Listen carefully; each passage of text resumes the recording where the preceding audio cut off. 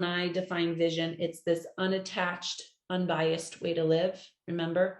So if I have high standards, I now am almost like peaking Maslow's hierarchy, right? It's the top of self-actualization and the idea of what's most important to me. But vision actually means now it's not an attached way to live. The in-between is not mine because I so trust the end result. I so trust the goal. I so trust God. I so trust my values that now the in-between is not mine. So it frees me to go, oh, that's interesting. I was anticipating going right, but let's go left.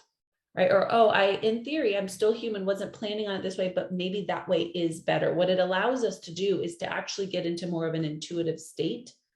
This is the first step in understanding the thing under the thing, right? Is recognizing that I can still have high standards. So if I'm in an argument with my husband, my standard is still passion and connection. Always, always. That's my standard for us. Now, my expectation of how the conversation is going to happen is not mine. So first and foremost, you almost have to kind of prime yourself to go, okay, here's a moment. Like, here's that habitual moment. Here's that triggering moment.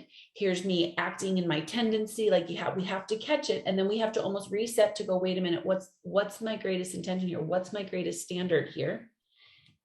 Now the rest is not mine. So we almost have to kind of like unattach ourselves. Now this is not mine. So I can come at this whole, right? When I position myself like that, then what it allows me to do is to truly get curious about, oh, what's actually going on here? What's actually bothering me here?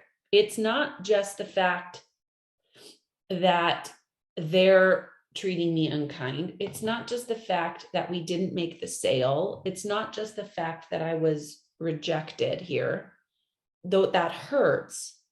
But what is my interpretation around it?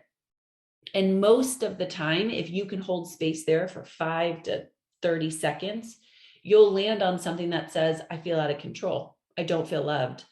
I feel like they're not actually listening to me. Whatever that answer is, now you know this is at least your thing under the thing, right? It's not just that you didn't make the next sale. It's not just that this conversation, here we go again. It's the interpretation, right? It's the attachment that you've put on whatever's happening around you. That now you can at least know what you're dealing with. You might not be able to tell in a moment what the thing under the thing is for that person, but remember, at the end of the day, that's not going to be your responsibility. Your responsibility is to stay aligned and in tune with you and go, wait a minute, I need to own what's mine in this. This helps you understand the thing under the thing. So when you're feeling insecure, when you're acting out in a tendency, when you're avoiding the thing that you want most, instead of just pawning it off, acting as though it's normal, you can check in, prime yourself, and then go, okay, what is my interpretation around this whole thing?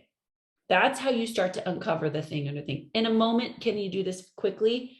The more you practice it, I would say for sure. I mean, there's times that in a moment I can go, oh, I'm getting aggressive. Why am I getting aggressive? Because I feel like I'm out of control.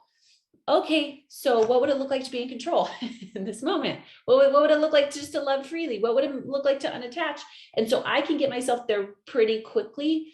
Otherwise, it's going to be what I call rehearsal.